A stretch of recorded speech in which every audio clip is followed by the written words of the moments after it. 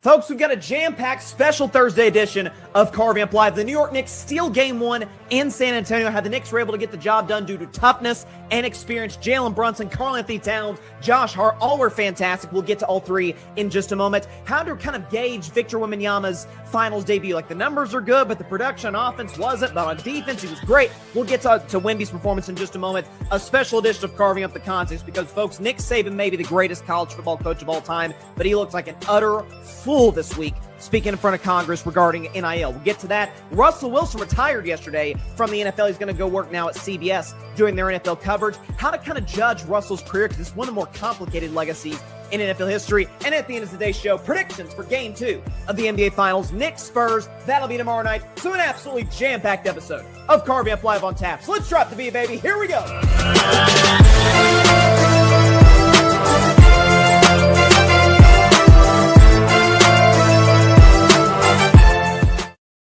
Good evening, everybody, and welcome to Carving Up Live right here on YouTube, as well as on Facebook, Twitch, X, and on Instagram. I am Bryson Carver. It is great to be with you on a special Thursday edition of the show. I got to say, the finals, the NBA kind of tweaked their final schedule up a little bit relative to the last decade or so. About every decade, the NBA will kind of tweak how they do their final schedule. And, you know, we kind of had a rhythm on Carving It Up, like, Game 1 would be on Thursday, react Friday. Game 2 would be on Sunday, react Monday, and just kind of go from there. Whereas in this case, we have an opportunity for two games. One for certain will be on a Friday. That's going to be Game 2 tomorrow night. Special news regarding our reaction to that coming up later in the show. And then Game 7 in a couple of weeks could be on a Friday. So I'm like, should we do that show on Saturday or Monday? So listen, we'll cross that bridge when we get there. Again, tons to get into. Game 1 of the finals did not disappoint, so let's not waste any time. Let's get right into it. But first, the hottest team, arguably in the history of the NBA playoffs, the New York Knicks, won another one. That is now 12 consecutive W's for the Knicks. That's, by the way, the second longest streak in the history of the NBA playoffs. They're only short of the 2017 Warriors, who won 15 straight to start the playoffs. I happen to believe the 17 Warriors are the greatest team ever, but the Knicks are dominating teams that in a way that even the 17 Warriors did not. We can actually show you, I believe, those numbers.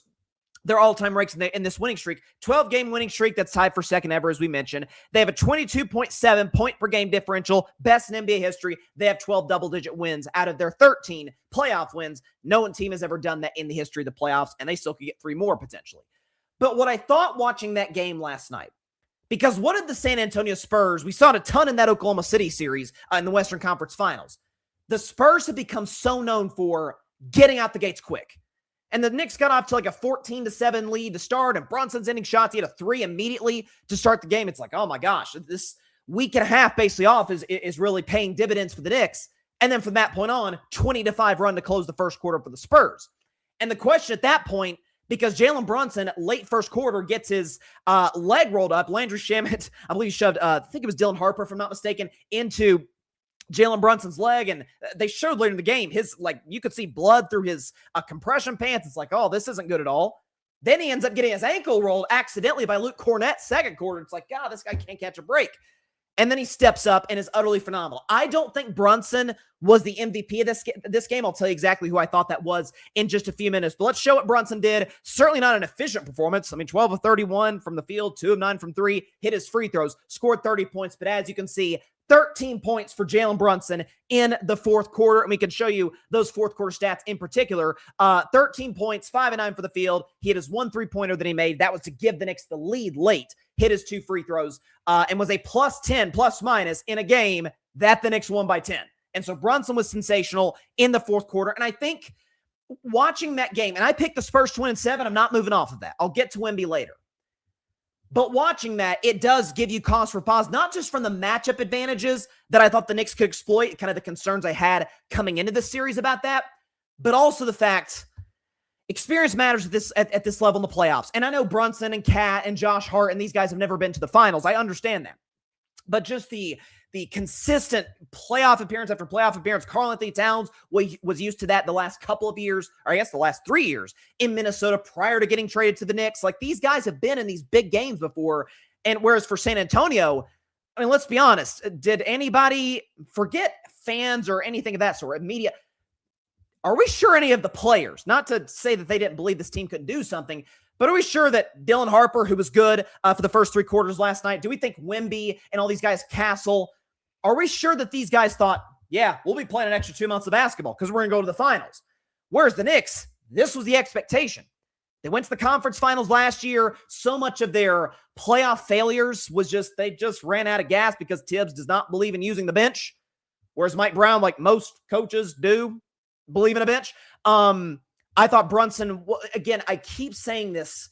You saw it in game 1 of the previous series when they made the miraculous comeback against Cleveland, especially once that game got to overtime and the Knicks had all the momentum.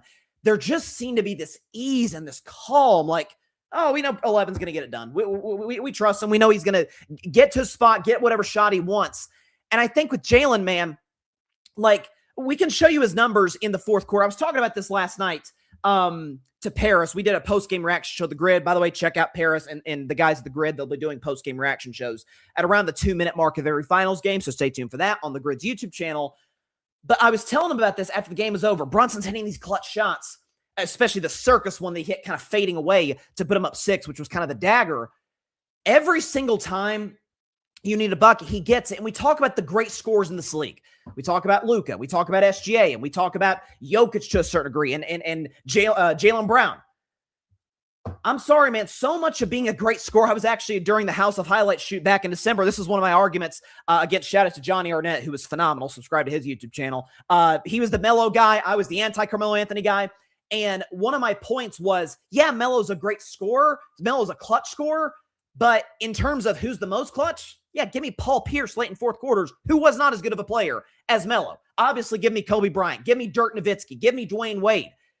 Late game scoring when everybody knows you're going to be the guy with the basketball. What do you do, Jalen Brunson? Well, in this playoffs, first 3 quarters, he shoots about 44% for the field, which is okay. Fourth quarter, he shoots 58%. That's a difference right there. You can see it, 13.9%. That's the third biggest increase between the first 3 quarters and the fourth quarter in the last 30 years of the postseason. You know what's coming with this guy. You know he's going to get to the spots. You know he likes the fadeaway. You know he likes, I swear, every time I was talking about this in the postgame show last night as well, every single time that he gets to his left hand, obviously he's a lefty, and gets that kind of fading toward the baseline layup that looks kind of off balance, but he looks like he's totally under control. It feels like he never misses those. Like he knows where he wants to go. He knows what he's wanting to do with the basketball in his hands. And the Knicks know that as well. And that's partly why they won game 1. But I don't think Brunson was the MVP of this game, as special as he was, as gritty and as tough as he was. Before we get to our MVP, let's see what Brunson said after the game. Just a classic NBA Finals game 1 tough guy performance from Jalen Brunson. Yeah, you guys were down 14 in the third quarter. Just what started to turn things around? Honestly, just think of chemistry, just knowing that we have each other's back. There's a lot of things X's and O's wise we could have done better, but I think most importantly, our togetherness really was really the biggest difference. You looked like you got banged up once in the first quarter, then in the second quarter. How's your body feeling right now? I'll be all right. Yeah, I mean, that's the mindset of any competitor, and Jalen Brunson has shown himself to be that. Listen, this guy played at Villanova under Jay Wright, obviously played with his teammates with the Knicks, Mikal Bridges and Josh Hart, who we'll get to. The MVP of this game, with respect to Brunson, he was special in the fourth quarter, as he usually is. He was a clutch player of the year a season ago for a reason. The Knicks do not win this game without Karl Anthony Towns. I thought, and they even asked him about it after the game on Inside the NBA, and he seemed kind of like iffy on it. And listen, it's he's exhausted. It was a great game 1 win on the road. Like he maybe doesn't have a lot of time to kind of reflect in the moment.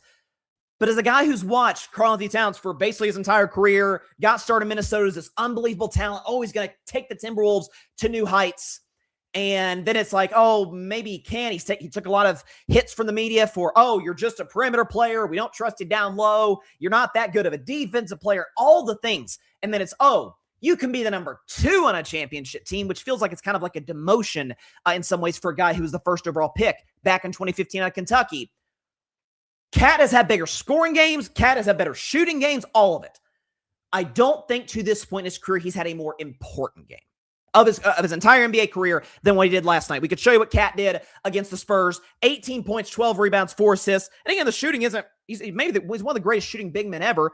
He's 0 for 2 from 3 and 7 15 for the field. He did hit his 4 free throws, but like not the typical like great A+ Cat performance. We think of that as probably about 30 and 12, with the way he's been distributing the basketball in the postseason. What, 6 or 7 assists, efficient shooting, about 4 threes? Not what he did last night. What did you notice? The second that Jalen Brunson got hurt the first time, injured his leg, went back to the locker room, Cat kept him afloat. Cat kept him, head above water, played, I thought, as good of defense on Wemby as you could imagine. A lot of the discussion, and I participated in this on Monday's show when I predicted the series and predicted game 1. A lot of the discussion going into the series was, okay, OG Anunoby's going to be the primary defender on Wemby, mostly because he'll have to go out beyond the three-point line to defend him. And then Mitchell Robinson can kind of pick up some fouls, right? Like rough Wemby up, down low. There wasn't a whole lot of discussion of, how's Cat going to do against Wemby? Because Cat has never been known as this great defender. He was sensational last night. Again, we'll show Wemby's numbers later, but Wemby had 6 turnovers. Like Cat had something to do with that. And just his presence, his just calm nature. We'll get to it. A really beautiful soundbite after the game with the Inside the NBA guys, just about his mindset throughout the course of that game. But I've never seen Cat play bigger in a bigger spot than he did last night. And it's just the Spurs were down, the Spurs were up 14 points in the third quarter. Who got that run started? It was Cat. And so I don't know if you'll see a bigger performance you have seen a bigger performance thus far in his career. We'll see what he does the rest of the finals. Obviously, the Spurs will make their adjustments. We'll see. I'll predict game 2 at the end of today's show. I was absolutely positively blown away by Karl Anthony Towns. And he had a soundbite after the game with the Inside the NBA guys. Kenny Smith, I think it was, who asked the question about the pressure and playing the finals. You looked really comfortable. You never played in the finals before. Like, where did that come from? And Cat gave, I thought, just a truly beautiful answer. This is what he said. To be honest with y'all, I don't want to sound sugarcoating or anything like that, but Shaq, you would know what I'm saying. I don't know what it was, but I just felt a calm and a peace that, I don't know, had to come from the woman above. So I felt really confident about today. I felt good. I felt like a kid. It felt like it was just fun out here. This is something that as a kid you always dream about. You always hope that you just hope to be an NBA player, let alone to be in the NBA Finals. And all day it was just a weird feeling. It felt like I was a kid getting ready to go play my Saturday AAU games and Sunday AAU games. And in a way, I felt like I was seeing her in the stands, and it was fun. It was really fun, and it was really comforting because, game 1 of the NBA Finals, you're told how the pressure is going to be and everything is, and I don't know. It felt like a certain presence was here that was very comforting and very loving, and I felt like I could have fun out here in game 1 of the NBA Finals, which is the weirdest thing because you would expect to have the pressure at the highest. For those that may not know, he was actually referring to his mother who tragically passed, I believe of COVID actually, back in 2020. And he's talked about, as most of us do, have close relationships with our moms. And just that sort of piece that he can't, even he early on, like we kind of cut like a 5-second bite of him just kind of sitting and thinking about it, like almost couldn't put it into words. What that experience was like for him, almost like in a spiritual sense. So shout out to Cat. I thought he was absolutely sensational last night. He was the best player start to finish. Brunson finished the game. He was the Mariano Rivera, to use a New York term, but from start to finish, that was Cat's game on both ends of the floor. Played unbelievable defense, made shots when he had to, kept the Knicks afloat when Brunson got hurt early, got the comeback started in the third quarter. I thought Cat was sensational. And then the last guy to give flowers to, Josh Hart, who had as funky a stat line as you'll see. Let's just go and put up with Josh Hart's numbers. 3 points, 15 rebounds, 6 assists, 4 steals. He made 1 shot of his 5 attempts, didn't make any of his 3-point attempps, and he obviously hit 1 free throw in the game. So, but again, hustle plays, great defense. He made the play late on Wemby, stole the ball from, or he didn't really, I guess. Wemby just dribbled off his foot, but Hart was kind of right place, right time to take the ball away. And just this goes back to experience, the intelligence, the presence of mind. Wemby dribbles the ball off his foot, about a minute to go, Knicks are up 4. Hart grabs it, he's going the other way. The Knicks have numbers, right? They could go and try and score, especially with Wemby not in the defensive picture. Different story if he is. And for Hart to be like, no. Let's pull this back out. Because even if he makes a shot, 6-point game with 50 seconds left. Sorry to remind Spurs fans, but remember game 6 in 2013? Like, Just when you think it's over, it's not. 6 points in 50 seconds is an eternity in an NBA game, especially with the three-point shot, even as poorly as the Spurs shot the basketball. Smart plays late, great defense, great hustle plays. I think he had like a third of his rebounds in the first quarter against a team as big as San Antonio. Love what Josh Hart did. Very, very impressed with Hart. Brunson finished the game late, but I thought the MVP of that basketball game last night was none other than Karl Anthony Towns, blown away by his performance. And then last thing, then we'll get to the Spurs, is the Knicks just continue to be, I mean, listen, I picked Spurs in 7. Sticking to it. I may feel like an idiot when the series is over because it's like, Bryson, the signs were right there in front of you. This is what the Knicks have been in the playoffs. They're first in basically everything. First in points per game, field goal percentage, three-point percentage, opponent points per game. The only stat they're not first in is opponent field goal percentage. They're third. Opponent three-point percentage first, and win percentage, obviously, they're first. They've won 86% of their playoff games right now on a 12-game winning streak. Congrats to the Knicks. Very impressed, by the way, with the New York contingent that made their way to the Prospect Center last night. It was all the usual faces. Ben Stiller, Tracy Morgan, Spike Lee, Chalamet. Everybody showed up. And obviously had, Ewing and Allen Houston and some of the Knicks greats. So that was dope to see. You see how much it means to the city. And I've said before, as big as that, I know I hate on Cleveland, but as big as and meaningful as that championship in 2016 was to Cleveland, I would argue this might mean more for the Knicks. This is A, it's 53 years in between championships, and B, man, Cleveland, at the end of the day, if you had to poll a bunch of Clevelanders 100, they would probably say, who is your favorite team at heart? They'd say the Browns. That's a football town. I mean, the Pro Football Hall of Fame is not that far from Cleveland. New York, yeah, they love their Yankees, and they love their football teams, which actually play in Jersey, except for the Bills, oddly, but they're in upstate New York. That's a basketball town. They are a Knicks town before they are a Yankees town, a Mets, Giants, Jets. It doesn't matter. Certainly Brooklyn Nets. So it will mean everything in that city if they get the job done. And that was dope to see. A couple of let's go Knicks chants broke out during the game. It's like, oh my gosh, we know the home court advantage is going to be insane at MSG. Felt like they had I don't want to say neutral site because the Spurs fans were loud early. Late in that game, you could hear those Knicks fans. You really, really could. So congrats to the New York Knicks. Let's move to San Antonio and in particular Wemby. Because this is the classic example. I would almost maybe make this the permanent mark of, you can't just look at the numbers as they are and say, hey, so-and-so had a great game. Because if you look at the numbers, just ignore efficiency. Look at the numbers. Oh, man, Wemby, 26 and 12, 3 blocks. But then we added this. He had 6 turnovers. He shot 6 of 21 from the field, a couple of 3. He was 2 of 9 from 3, a couple of threes. He had the one that hit the side of the backboard late, and he was 12 of 13 from the line. He did get to the free throw line to his credit. Found ways to impact the game. And I'm hearing some say, oh, Wemby was bad, and some are saying, oh, actually, he was better than we give him credit for. And I think both are wrong. I think it's somewhere in between. If I had to give a Gen Z slang term to say how Wemby played in game 1, his first NBA Finals game of his career, he was mid. I thought defensively, I thought he was great. He had the 3 blocks, which is what he usually averages or usually puts up every single game. But I thought, what did you notice? Wemby played 38 minutes, right? In the 10 minutes he was not on the floor, what did you see the Knicks do? Attack. Go to the basket every single time. Because when that 7'5" monster isn't in there to just terrorize guys down low defensively, freeway almost. And you even saw New York, and maybe the Spurs will make this adjustment. It's a chess match in the finals, obviously. But Wemby playing outside against Cat, at times, it's like, well, the basket's still free. And even still, Wemby would find ways to recover. He is... Listen, I was not alive, and we don't really have that much footage of Bill Russell. A lot of folks say Bill Russell, if you look at the entire scope, the 80 years of the NBA, Bill Russell's the greatest defender of all time. In the modern era, I think it's Hakeem Olajuwon. I think the way he could guard the perimeter, down low, he was unstoppable defensively. You couldn't get anything against him. I would argue, I'm not saying Wemby's the greatest defender of the modern era. He's not there yet. Could be, but not there yet. I don't think there's a bigger gap between Wemby and whoever the second best defender is in the NBA. Partly that's evidenced by he won the first unanimous Defensive Player of the Year.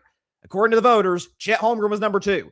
What do we think the gap between Wemby and Chet Holmgren is? It's the Grand Canyon, as we saw in that previous series against the Thunder. So I thought Wemby last night defensively, as he almost always is, was outstanding.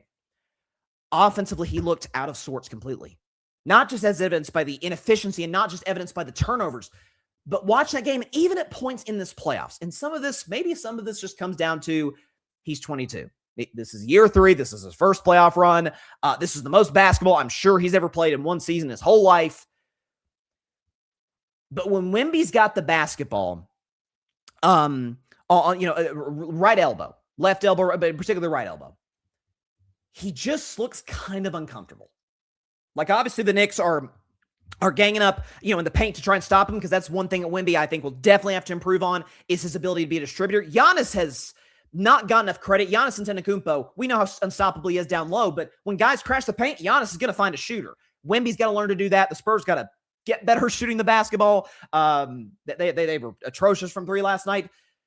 But when Wemby's in the high post area, or if he, right elbow, he doesn't have a go-to move, get a bucket.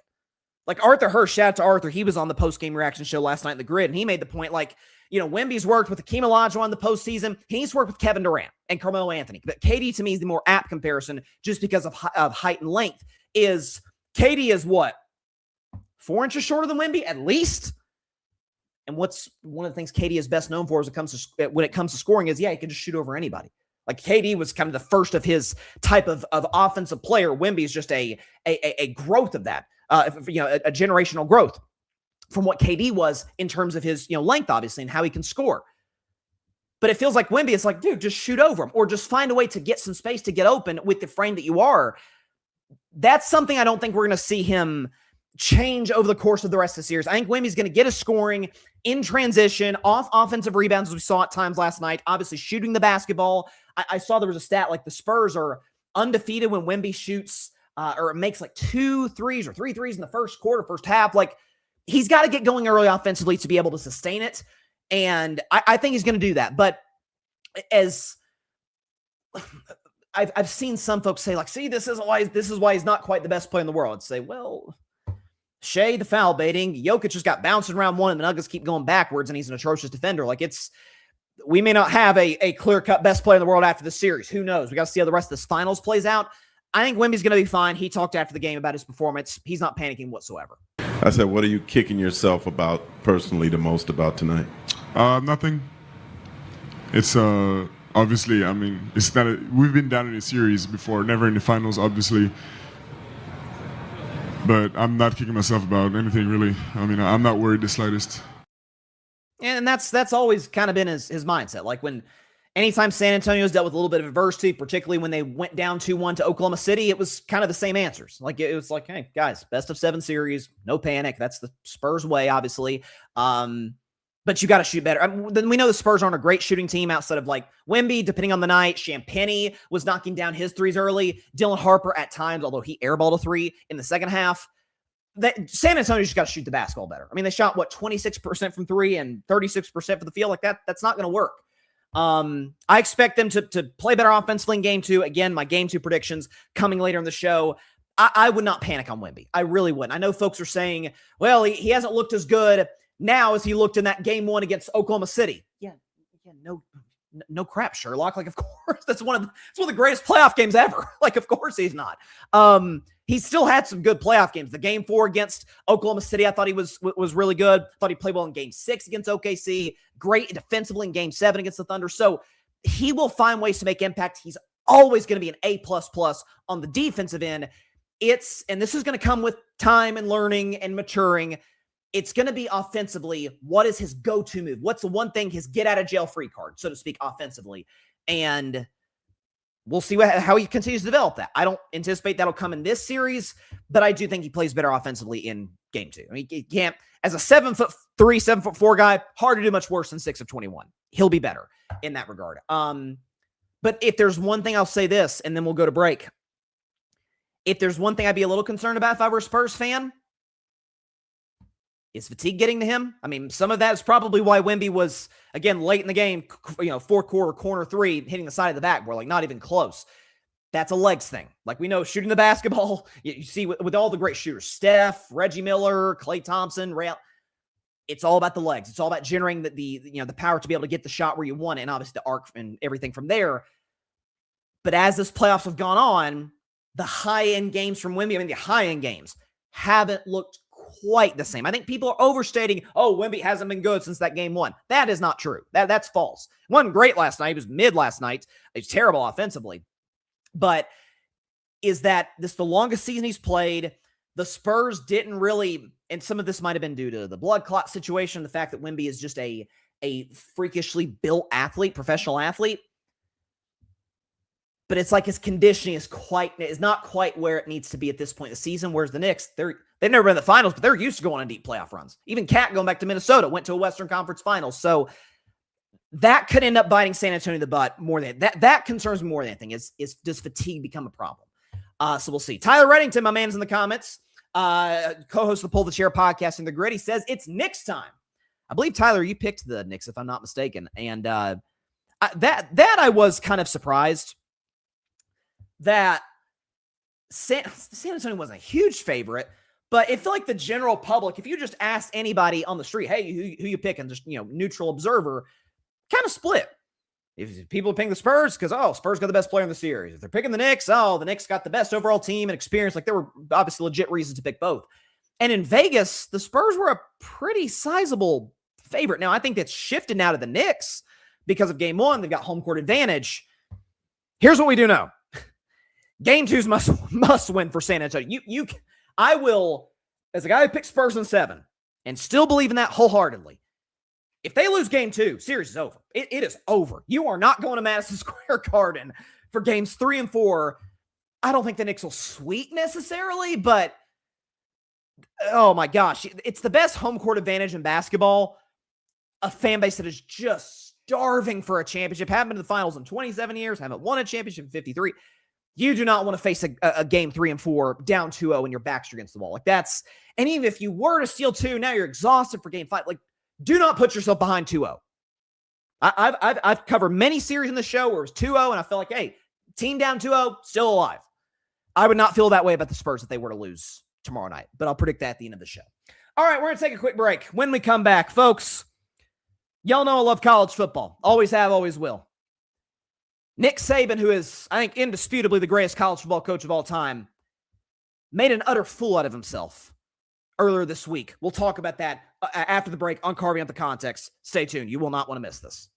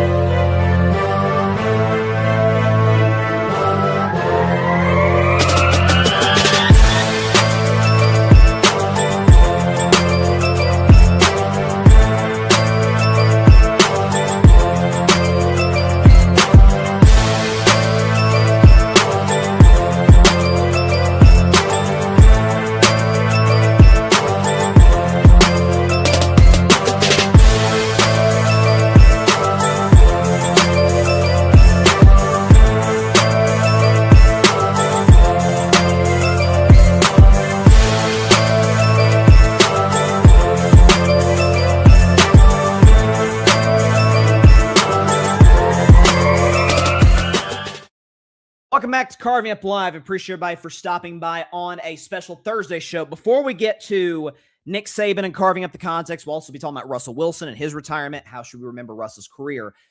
Do have an announcement. Before we get to the announcement, let's just go ahead and do the promotion.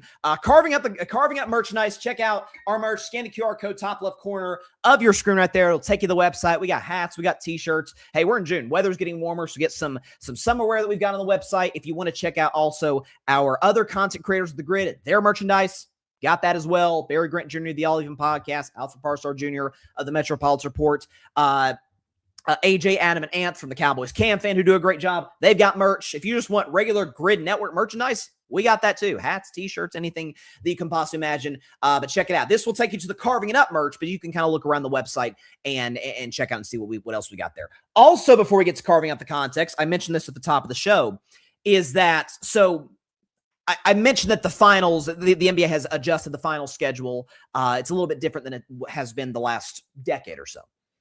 So we're going to adjust that as well. So obviously, day after game 1, we usually do Monday, Wednesday, Friday.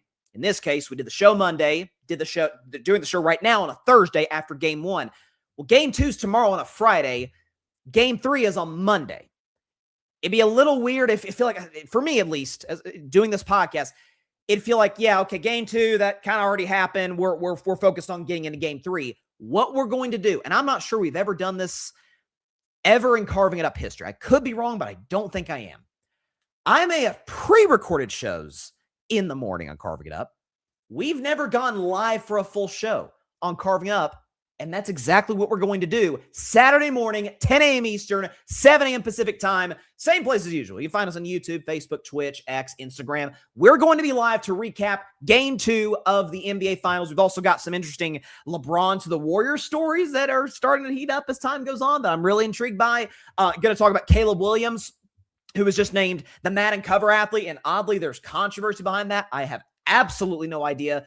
Get to that. We'll have plenty to talk about on Saturday morning's episode of Carving Up Live. So wake up in the morning, get you a hot cup of Joe, chill for the weekend, start your weekend with Carving Up Live. We would greatly, greatly appreciate trying something new, right? React to Game 2, some other stuff around the sports world. It should be fun. So we hope you stop by and check out the show then. Again, YouTube, Instagram, Twitch, X, and Facebook, 10 a.m. Eastern, 7 a.m. Pacific time this Saturday. Hope to see you there. All right. So Carving Up the Context is a segment we do usually on Wednesday, occasionally if it's a big enough story. Last week we did one on Friday, I believe, the Jackson Dart story and all that. Usually, though, we do it Wednesday, 30 minutes of the show, about 6:30 Eastern, 3:30 Pacific. Well, today's a Thursday show, so we just had to postpone it today. And I saw a story. It's not gotten a lot of buzz because of the NBA Finals and because of all the big trades in the NFL. And the subject at hand should be very, very thankful for that, because he would be getting, I think, excoriated by the media, as he should. Well, I'm going to do it here on Carving It Up Live and on Carving Up the Context. So, as the head coach of the Colorado Buffaloes, primetime Deion Sanders says, "Give me my theme music."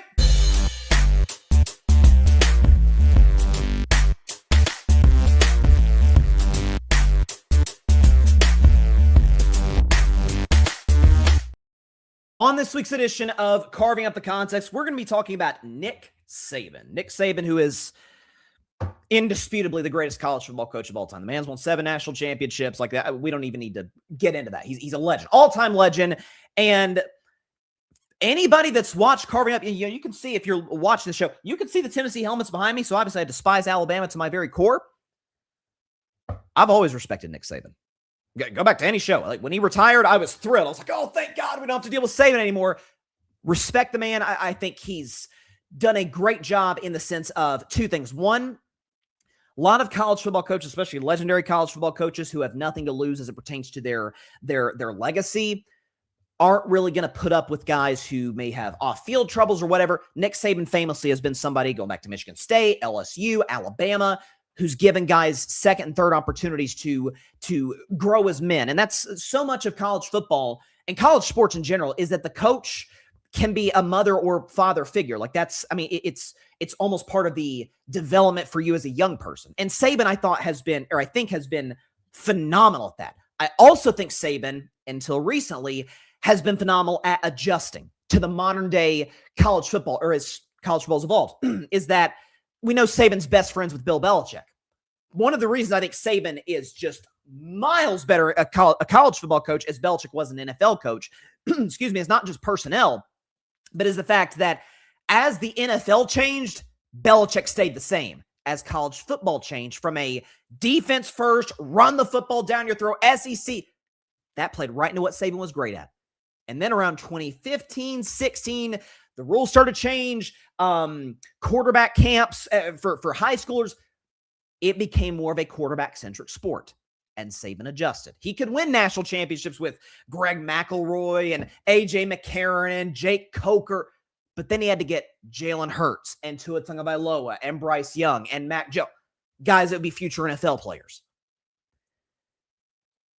The one thing Saban did not adjust to, and I don't even necessarily knock him for it, that if Saban in his mind was like, coach for a long time, man, I'm in my 70s, I've got this lucrative offer to go to College Game Day, hang him up, I'm the greatest coach ever, nothing I can do nothing I do from here can add or subtract to that. So he retired after the 2023 season. What he would not adjust to was NIL, name, image, and likeness. And he has in the last, I'd say, year and a half or so, but never more vocally than this week, been very vocal that name, image, likeness needs to not just have regulations, which, by the way, I think there should be not regulations of what the athlete can earn. That's where I disagree with Saban strongly, and we'll get to that. But if they want to have a salary cap in college football, sure, I'm fine with that. I'm absolutely fine with that. Like that's kind of been a knock on baseball. Oh, the Dodgers and the Mets and the Red Sox and the Phillies and Yankees can spend all this money, and the Tampa Bay Rays can't. Although the Rays are in first place in the East, we'll see. But Saban has been an outward opponent of restricting what the athlete can make. He says, not in this clip, but he said in his testimony to Congress, I don't have a problem with athletes getting paid. First of all, who does? Like, honest to God, who does? Like, get over yourself. But he said this. We'll play the clip. Nick Saban on a bill that is proposed. We actually got it written down right here. It's a bipartisan bill. Senators Ted Cruz from Texas, Maria Cantwell from Washington, Ted Cruz Republican, Maria Cantwell's a Democrat, introduced an 111-page bipartisan bill to regulate college football. The legislation would set rules on athlete eligibility clocks, conference realignment, rivalry games, coaching hiring cycles, and the pooling of TV rights revenue. It also proposes a cap on how much schools can pay athletes and a percentage cap on earnings for athletes' agents. The bill does not include caps on compensation for coaches, coaches' agents, athletic directors, or conference commissioners. Interesting what they're willing to cap for the players, not for the coaches. Nick Saban, what you got to say? Let me give you the history. My first year we had collective at Alabama, $2.7 million. Next year, $7 million. Next year, $10 million. I retired. Next year, $17 million. Next year, $24 million. Now you have schools that have close to $40 million rosters. So if we continue to do that, we're going to lose Olympic sports, we're going to lose non-revenue sports, we're going to lose scholarships, and basically what's going to happen is you're going to have football and basketball succeed, and we'll have club sports for everything else. It's become an arm race. Who spends the most has got the best chance to win. But I think it's a race to the bottom because if you don't spend to win, you lose your fan base and you don't have any revenue. What is he talking about? You'll lose your fan base? Okay. There's a lot to unpack here because there's a lot of other things that we'll get to that Saban said that we didn't have time to compress into audio file format.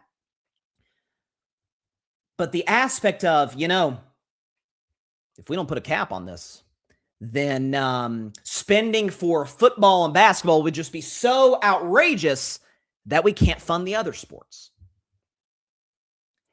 Isn't that how it already is now? This idea, oh my gosh, NIL. And now I've heard the argument, hey, conference realignment outside of football and basketball, kind of terrible for other sports. 100% agree. But the NCAA is a money business. It is, as anything is, it is a business built on capitalism. More on that in a second. They know that football and basketball, particularly during March Madness, but football in particular, college football, is their breadwinner, is their moneymaker. And I think it's really, really interesting that he was talking about in that clip, and we've got it written down. You have schools that have $40 million rosters. And he talked about in that clip how the spending for players in Alabama went up every year. Hey, coach, I got bad news for you. Normally, the way it works in pro sports and in college sports, unless there's just a collapse in popularity, which have you seen college football in America? Pretty darn popular. It's second to the NFL. Beats the NBA, baseball, hockey, beats everything. As time goes on, revenue goes up, therefore spending goes up. Look at the NFL salary cap. Goes up every year because NFL's revenue goes up every year.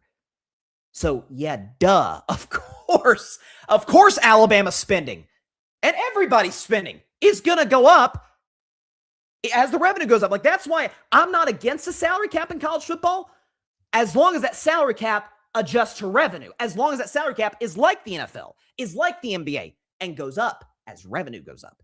It's a direct tie-in.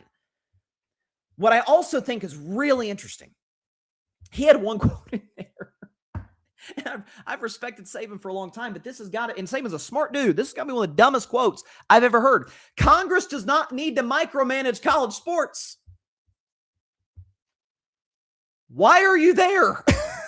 What's the whole point of this piece of legislation? You can agree or disagree with the piece of legislation all you want, but it is micromanaging college sports. Like, Nick Saban is there to advocate for a bill that allows Congress to put restrictions or to put regulations, if you want to put it that way, on college football, on college sports. Congress doesn't need to micromanage. So why the heck are you there? He also said, quote, do we have this? Okay. Everything that happens is about how much money we can create.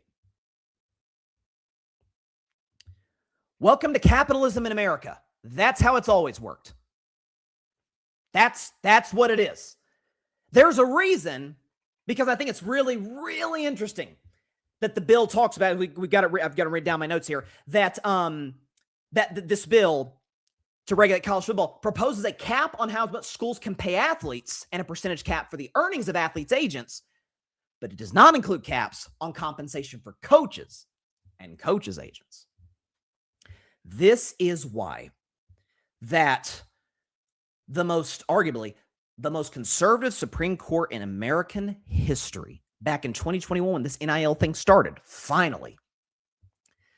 This is why when they voted 9-0, unanimous decision in NCAA versus Alston, Justice Brett Kavanaugh, the most conservative member of the Supreme Court, said, and I quote, "Nowhere else in America can businesses get away with agreeing not to pay their workers a fair market rate on the theory that their product is defined by not paying their workers a fair market rate."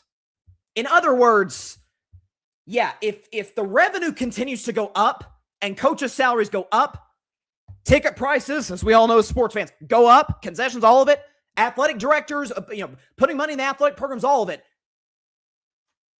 and the athletes don't get even a little bit of a slice of the pie. And by the way, prior to this ruling in 2021, if athletes so much as thought about selling their name, image, likeness to a used car dealership or selling their jerseys with their last name, NCAA would punish them. That seemed like a system that's built on capitalist virtues, and kudos. Supreme Court's made some controversial decisions, to say the least, in recent years. They made the right decision on that one back in 2021. Speaking of 2021, I think it's really interesting. Saban's the greatest coach ever. Said it a million times. I'll say it again. I'll say it a million times more. Greatest coach ever. In the 5 years prior to the NIL ruling, so this goes from 2016 to 2020, Alabama was, and obviously prior to that, the premier program in college football. We can show you in this graphic. 2016, lost the national championship. 2017, won the national championship. 2018, lost the national championship. 2019, they missed the playoff entirely. 2020, won the national championship undefeated. In that span, the 5 years prior to NIL, they won 92% of their games. They won 93% of their SEC games. They won 84% of their ranked games. They won 3 SEC championships. They won 2 national championships. In the 5 years since NCAA versus Alston ruling, which made NIL legal, 3 of the years with Alabama's with Saban. The next 2 is with Caleb DeBoer, who's the current coach. Alabama, still excellent, still a premier program in college football. Not the team that's mowing down everybody in their path, not named Georgia and Clemson. Show those. Like, still good. Like, don't get me wrong. 2021, lost the national championship game. 2022, missed the playoff. 2023, they lost in the semifinal to Michigan. 2024, missed the playoff entirely. Last year, lost the quarterfinal, got blitzed by Indiana, I should add, in the college football playoff quarterfinal. In that span, they've won 80% of their games, 78% of their games against the SEC, and 75% of their games against ranked teams. They have 2 SEC championships, 0 national championships. Now, while that's still excellent, still a massive dip from what they have been previously. And again, 3 of those 5 years, Nick Saban was the coach. In 2 of those 5 years, he had a current and then past Heisman Trophy winner in Bryce Young, who we know was a great college quarterback. So there's that aspect to it as well. There also the point is that he mentioned this. This is a quote from Nick Saban. We have college players paying 20% to agents. We have agents that encourage players to get in the portal when it's really not in their best interest to get in the portal, only to try and stimulate more revenue for them. I don't necessarily disagree that that's a problem in college football. Haven't we all lamented, like, gosh, man, you can just be with a team for a month and transfer multiple times throughout your career. Like, you can transfer mid-season. There's no guardrails on that. I 100% agree there should be some changes on that. Shouldn't just be the Wild West. Nick Saban's got a problem with players being advised by their agents to leave a program, to better themselves financially, no matter how kind of clunky that it can be. But when his former right-hand man at Alabama, Lane Kiffin, and Lane's not the only coach to do this, as we all know. Lane Kiffin coaches the last game of the season, the Egg Bowl against Mississippi State. Ole Miss, they're 11-1. Everybody knows they're going to make the college football playoff. What did he do? Went to LSU. Ditched his team smack dab in the middle of a playoff run in which, to Ole Miss's credit, they ended up getting to the semifinal game. Ditched his team before the playoffs. What did Nick Saban say? According to Lane Kiffin himself, and I quote, he's referring to Saban, "You know, Lane, you'll always regret it if you don't go to LSU. It's the best job in America. That really made the decision for me." End quote. So the coach wants to do it. Hey, you got to do what's best for your own self-interest. But if a player does it, oh my gosh, it's tearing at the fabric of college football. For the record, I think fans are pretty consistent on this. Any fan that I've talked to that has a problem with a player transferring mid-season or before the playoff or whatever, also have a problem with Lane Kiffin, Brian Kelly, Lincoln Riley, guys leaving the middle of the night to go to another opportunity that's in their own best self-interest. The fans tend to be pretty consistent on that, at least the ones I've interacted with. It's a position I hold as well. Doesn't seem to be the same with Nick Saban. And by the way, he also discussed, it's an arms race. Whoever spends the most money, that's who goes on to win. Not necessarily. If you look at the top 10 biggest spenders in college football last offseason, this is from a year ago. Top 5 are all excellent. Texas, Texas Tech, Ohio State, Oregon, Texas A&M. Texas didn't make the playoff. Texas Tech got bounced in their first playoff game. Ohio State, now they're always great, but bounced in their first playoff game. Oregon bounced badly by Indiana, but they did get to the semifinal. A&M bounced in their first playoff game. Miami, then got to go from there. Miami made the Natty. USC, above average Big Ten team. Michigan, above average Big Ten team. Tennessee, my Vols. Love me some Josh Heupel, love my Tennessee Vols. Did not beat a single team with a winning record except for my beloved alma mater, ETSU. And 10th, Auburn. Bad SEC team. So in many ways, college football is very similar to Major League Baseball, which does not have a salary cap. In the sense that, the freedom to spend as much as you want, if you're the Dodgers, the Yankees, can make you good. But you also be the Mets and be a dumpster fire because you got crappy front office management, or the Red Sox, same problem. Or the Philadelphia Phillies, just having a bad year. Same in college football. Texas spent more than anybody. Couldn't even make the playoff. So this idea that this is, oh my gosh, this just makes the big dogs even bigger. Kind of how it was pre-NIL. Don't we remember, this is one of my arguments for NIL, it's made college football way better in that we have more legit contenders. Prior to this, guys, it was the same teams every year. It was Alabama, Georgia, Clemson. Maybe LSU would sneak one in there. Notre Dame was usually good, but not good enough. And wash, rinse, repeat. Same teams. Ohio State would get one. It was like 4 or 5 teams that actually had a chance. Now in this modern day of college football, depending on the coach, how much you're willing to spend on the roster, transfers you bring in, what's great about college football is it doesn't have to be a multi-year rebuild, as evidenced by, the national champions who went undefeated, the Indiana Hoosiers. Indiana won 9 football games. Tell me NIL's bad.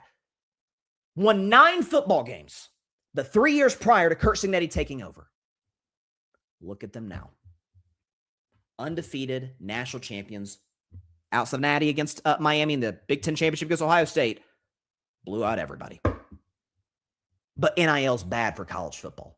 Indiana, I'm not so sure I say the name Indiana Hoosiers outside of the occasional basketball team that always disappoints in March Madness. I'm certainly not talking about Hoosiers college football without name, image, and likeness, without the transfer portal.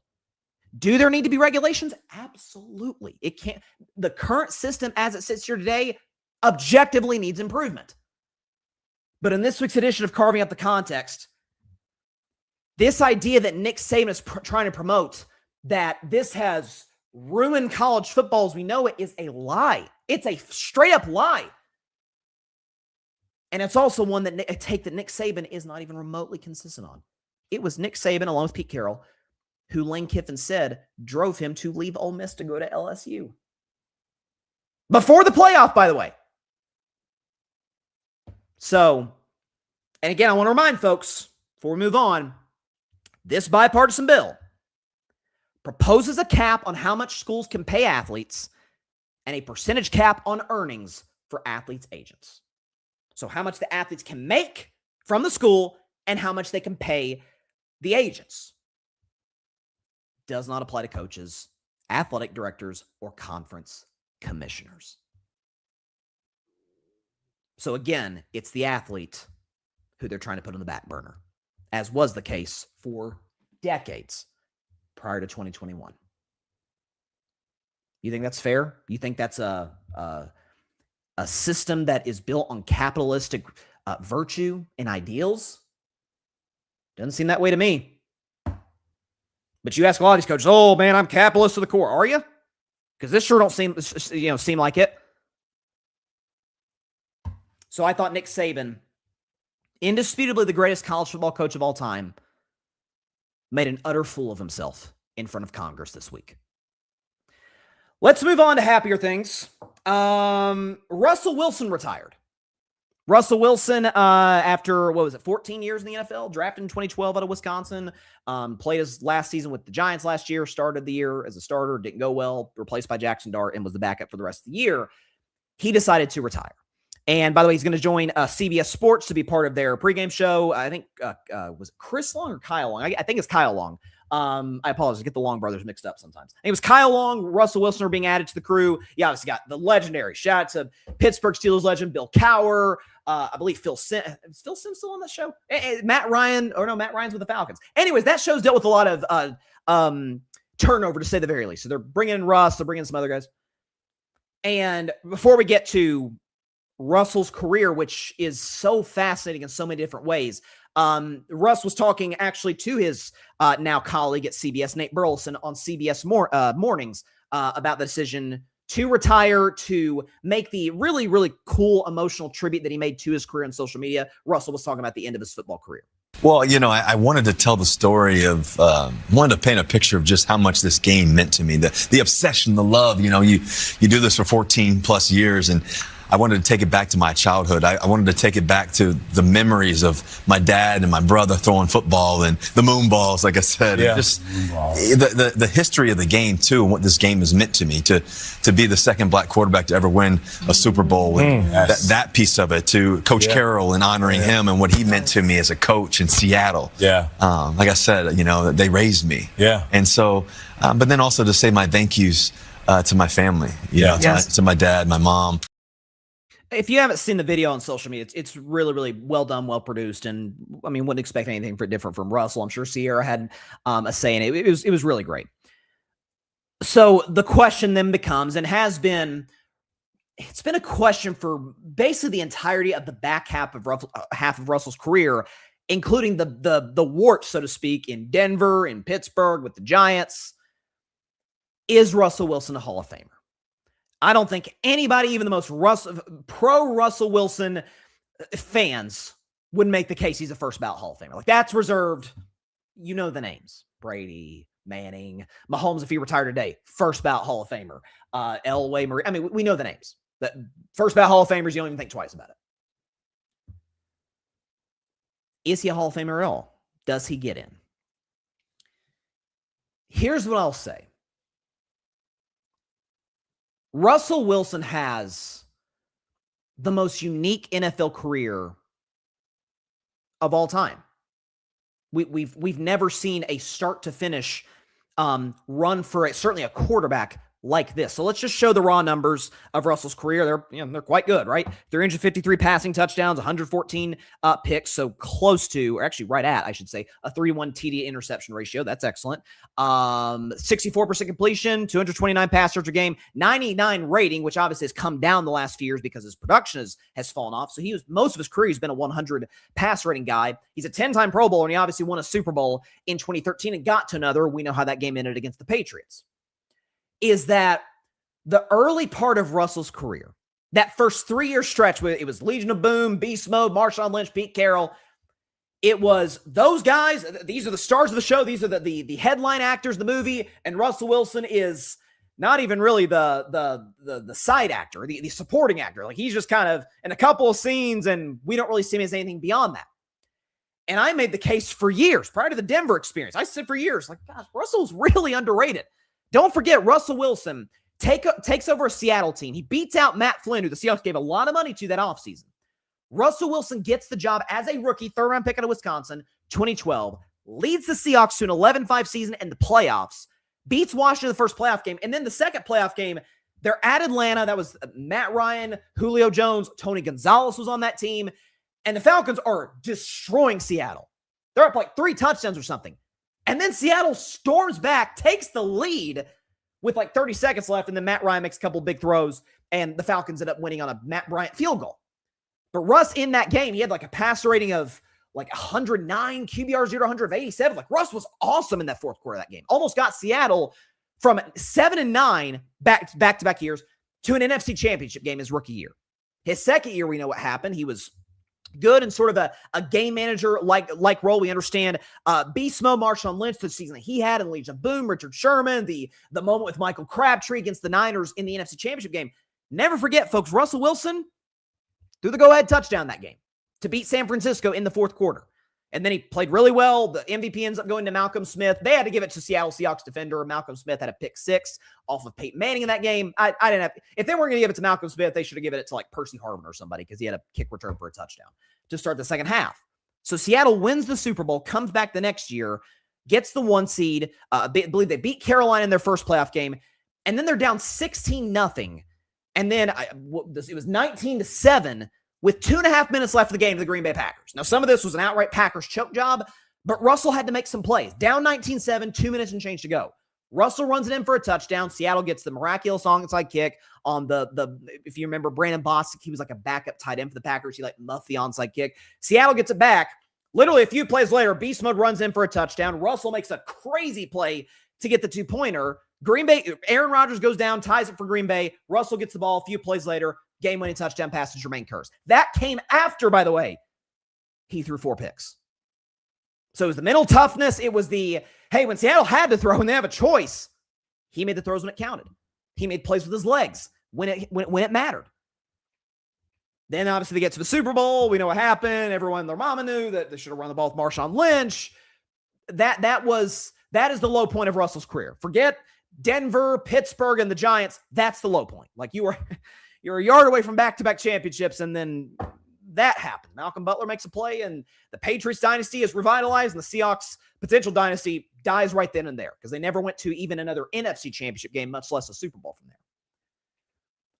But even from that point on, so for the rest of Russell's Seattle career, from if we've got the numbers here, from 2015 to 2021. 2021 was injured. That was his final year in Seattle. But 2015, if we have, oh, whoops. Yeah, okay. 2015, sorry, there was an audio issue there. 2015, he had, if we have the numbers here, yes, we got him. 34 touchdown passes. A couple years later, another 34 touchdown pass season. 2018, 35. 2019, 31. 2020 had 40 touchdown passes. And I know folks are going to make the case. By the way, I was one of these people, to be fair, that said, now that you see what Russell was with the Broncos and with the Steelers and with the Giants, that was Pete Carroll in the defense. I'll listen to the defense part of it. Legion of Boom, Cam Chancellor, Richard Sherman, Earl Thomas, Bobby Wagner, who's still balling to this day, and it was an unbelievable team. I'll listen to the defense portion of it. I'll listen to the beast mode portion of that. Who got him there? John Schneider, the GM.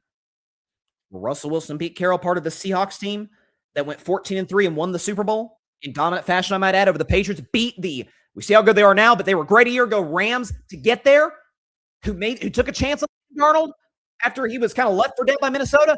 John Schneider did that. Pete Carroll wasn't the Seahawks coach anymore.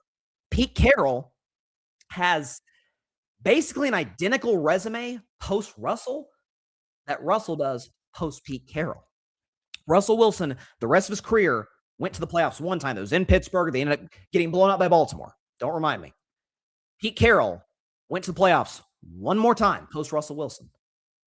Got blown out in the playoffs by the San Francisco 49ers. So both got blown out by a division rival on the road. 2 years later, or I guess a year after Pete Carroll is fired, they get Mike McDonald. By year 2, they're Super Bowl champions. That's John Schneider. Once John Schneider kind of took control, it's well documented, when Pete Carroll had control of those drafts in Seattle, wasn't as good of a team.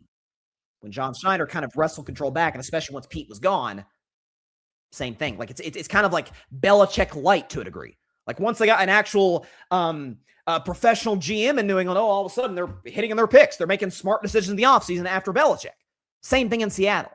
And so if you say Russell Wilson needs the Seahawks, I don't disagree. Say the same thing about Pete Carroll. He's an all-time legendary college coach. He was not a good NFL coach, folks. He bombed with the Jets, bombed with the Patriots, was bombing in Seattle. Didn't have a winning record his first 3 years in Seattle. Gets Russell Wilson year 1, they're in the playoffs. Year 2, they're champions. Year 3, they're a yard away from being champions again. John Schneider hired Pete, drafted Russ, put the talent around them. Russ is gone. Pete's gone. John Schneider's still there. Rebuilt the Seahawks defense, put together a great Seattle offense, made the smart move at the deadline to get Rashid Shaheed. They're champions again. And so, and then listen, you can't ignore what Russell Wilson did post that. I mean, in 2022 in Denver, they give him, I think it was that point, the biggest contract in NFL history. I think Deshaun Watson ended up surpassing that, which is a whole story in its own right. But I remember going on the show after Russell played in Seattle for years. It's the worst prediction I've ever made in my life on Carving It Up. And shout out to my man, Patrick Brown. He'll never let me forget it. I picked Denver to win the Super Bowl that year. Russ was awful. I've got Russell's numbers on so yeah, he had 16 touchdowns, 11 picks. He was atrocious that year. Had a passer rating of 84. He's awful. The next year, okay, had a stretch where, excuse me, it looked like Denver was going to make the playoffs, and then he came back down to earth and was Russell Wilson again. Goes to Pittsburgh, and I remember as a Steelers fan, I was a little skeptical. Hey, Justin Fields is 4-2. Maybe, dance with the one that brung you. And Russell steps in. Steelers go on a winning streak. The moon ball's working to George Pickens. And then defense figured out, that's the only thing that can beat us is the moon ball, to George Pickens or whoever else. Russell wasn't the same player, and the Steelers went on a 5-game losing streak to close the season. Then he goes to the Giants, and it was a disaster. He had one good game against Dallas, and from there he was awful, and he got replaced by Jackson Dart, who's now the franchise quarterback. And so the last 4 years were about as bad as they could have been for us. He didn't make a playoffs, to his credit, with the Steelers, but it wasn't good. But Pete Carroll, outside of Seattle in the NFL, not very good in his own right. So this could almost be carving up the context in its own separate space. So how am I going to remember Russell Wilson? As a guy who kind of changed the mold for small. Back when Russ was drafted, Russ wasn't a first-round pick, he was a third-rounder. The smaller quarterback being successful in the NFL, and it still is kind of this way to a degree, but not like it used to be, almost didn't even get a chance. You don't see Bryce Young. You don't see Baker Mayfield. You don't see these smaller heck, I'd argue Tua.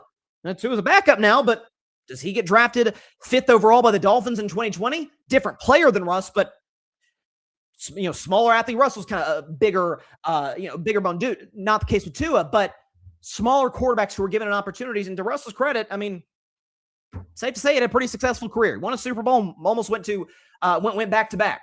And then after that was a 10-time Pro Bowler and a consistent guy who was in the MVP race as a franchise quarterback for Seattle.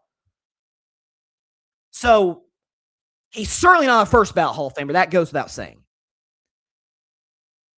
If he gets in, I think it needs to take a few years. I mean, if guys like Jason Witten are missing out year one. Jason Witten, who's top 5 all time in catches. They're missing. Russell will have to wait a bit. But if he gets in at some point, I won't be that mad about it. Honestly, I won't. I really won't.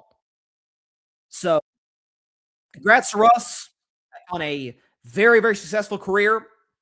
Anybody trying to downplay like it was because of how the last 4 years went, like, let's not forget what Russ was the 9 years prior to that, particularly the 8 years prior to that. So from 2012 to 2020, this guy was leading the NFL in touchdown passes. I think that was 2015 or 2017, if I'm not mistaken. Pro Bowls left and right, MVP conversation year after year. He had a 40 touchdown pass season. Like, Russell was a darn good quarterback. And then once he was out of Seattle, wasn't the same guy, but neither was Pete Carroll. So the moral of this story is they're getting credit now because they're the Super Bowl champions. Seattle's always been a really well-run organization when John Schneider's had control. And so, they don't have an owner right now. They don't have an owner, and they're still doing what they're doing. Sure, Cowboys fans and Jets fans, and I can't lump Jerry Jones in with Woody Johnson. I'm sure Jets and Browns fans wish they didn't have an owner right now as well, but we shall see. All right, we're going to take a quick break. When we come back, we're going to predict Game 2 of the 2026 Finals, and then after that, get out of here, and we'll be back on Saturday morning. Stay tuned. Just 1 minute. Game 2 NBA Finals predictions coming right up next.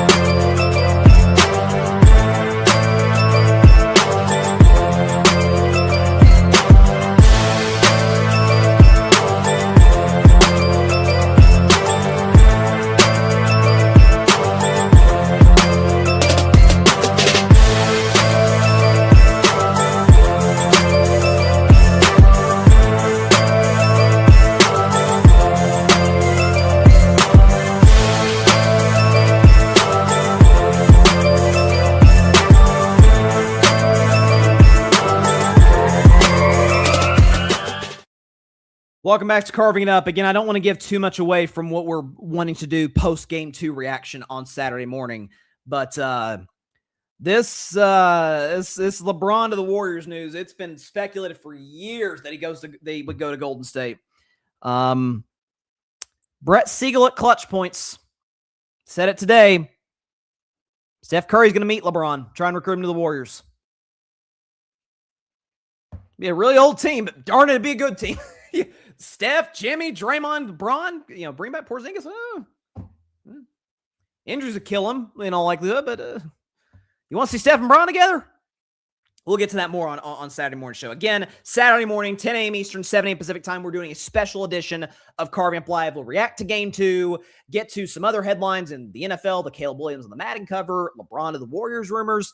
So it'll be a fun show. Tune in 10 a.m. Eastern, 7 a.m. Pacific time, live this Saturday. It'll be on YouTube, Instagram, X, Facebook, and on Twitch. Game 2 of the NBA Finals tomorrow night. That's what we're reacting to on Saturday. How do I think it's going to play out? Well, let's get the background music going. Predict Game 2. So, listen, obviously, Knicks are up 1-0 in the series. They outplayed San Antonio in the fourth quarter. The Spurs are still 5.5-point favorites to win this game. If they were 5.5-point favorites in Game 1, that came down to 4.5. I think, a lot of folks felt like the Knicks would steal it. This line could very well change in the next, 25 and a half hours by the time we're doing this show live. I think it's going to be around 5.5, 4.5. It's not going to be anything crazy. So it goes without saying, this is not only a must-win for the Spurs, this is if they lose this game, they're dead. Their season is over. I picked the Spurs months ago to beat the Knicks in the NBA Finals, so I'm very excited that we've got this matchup. That said, if the Knicks win Game 2, it's a wrap. San Antonio is not going into Madison Square Garden. I don't think they're winning Game 3, and if the Knicks are up 3-0 with a shot to wrap it up at MSG in a sweep, they're not missing that. So it's a must-win for San Antonio. I think the game plan, at least defensively for the Spurs, is pretty cut and dry. Mitch Johnson's going to tell his guys. He's going to tell Stephon Castle. He's going to tell Dylan Harper, all these guys. You are going to attack Jalen Brunson nonstop. Even if you have to pick up fouls, and not going to play dirty, but even if you have to pick up some fouls and maybe the Knicks get to the free throw line, he is not going to be as A, because he's a fourth quarter assassin, and B, he's not 100%. He's got a bad knee and a bad ankle now. And so that one day in between games, the energy, the desperation, I expect Brunson to kind of struggle a little bit, not have a bad game, but a very quiet, like 22 points on inefficient shooting. And San Antonio is really aggressive on Saban. If you're a Spurs fan, the number one thing you're rooting for is a win, obviously. How you get the win matters. If you're a Spurs fan, you would really, really like to be up by like at least 15 going into the fourth quarter. Because the Knicks are known for comebacks, and they were down 22 with 7 minutes to go and beat Cleveland. But that's Cleveland. They're a bad defensive team, and come on, it's Cleveland. Spurs are a different animal. But you want to go in with some good padding. You went in the fourth quarter last night, tied, you lost by 10. You want to go in the fourth quarter tomorrow night up at the bare minimum double digits, have some padding to work with, kind of burn some clock, and Jalen Brunson's kind of more desperate. You add the physicality on him and try and not knock him out of the game, but knock his effectiveness out. All eyes going to be on Wemby, though. With Victor Wembanyama, we can show you again the game win numbers. You see on its face, like, oh, yeah, do we have the numbers? Here they are. 26 points, 12 rebounds, 3 blocks. Yeah. He had the 6 turnovers. He was 6 of 21 from the field. He was 2 of 9 from 3. And, again, a lot of this seemed to be fatigue-related issues. Is Mitch Johnson, knowing that there's 2 days in between game 2 and 3, if the game's going well for the Spurs, going to be a little more judicious, a little more conservative with Wemby's workload? Maybe. Now, the downside about that is, as bad as Wemby was offensively last night, bad's too strong. As mediocre as he was offensively last night, you still see the impact he makes defensively, not just with the blocks and the Knicks won't even go in the paint, but when Wemby's out of the game, they attack the paint relentlessly. So that's the risk you take on that, but you also maybe get still get great Wemby defensive minutes and maybe more production from him on the offensive end of the floor. I think he bounces back. I think he gives you, I could see him going for like 25 and 13 on way more efficient shooting, not having to play as many minutes, maybe like 4 blocks or something. So Wemby bounces back. I'm going to say the San Antonio Spurs, they've got to get this game. Pop talked. I don't know if he did, but I know he did. Pop talked to these guys just like he did after game 3 of the conference finals. Spurs win. They cover minus 5.5. 109-97. You see a much better defensive effort from San Antonio. The Spurs win. It's a tied finals, 1-1, as the series shifts to Madison Square Garden for games 3 and 4 next Monday and Wednesday. So it's going to be fun. With that is all the time we have for today's show. Appreciate everybody stopping by. As always, be sure to catch Carving Up Live on Saturday morning, ladies and gentlemen. Special edition on Saturday at 10 a.m. Eastern. Get you a hot cup of joe.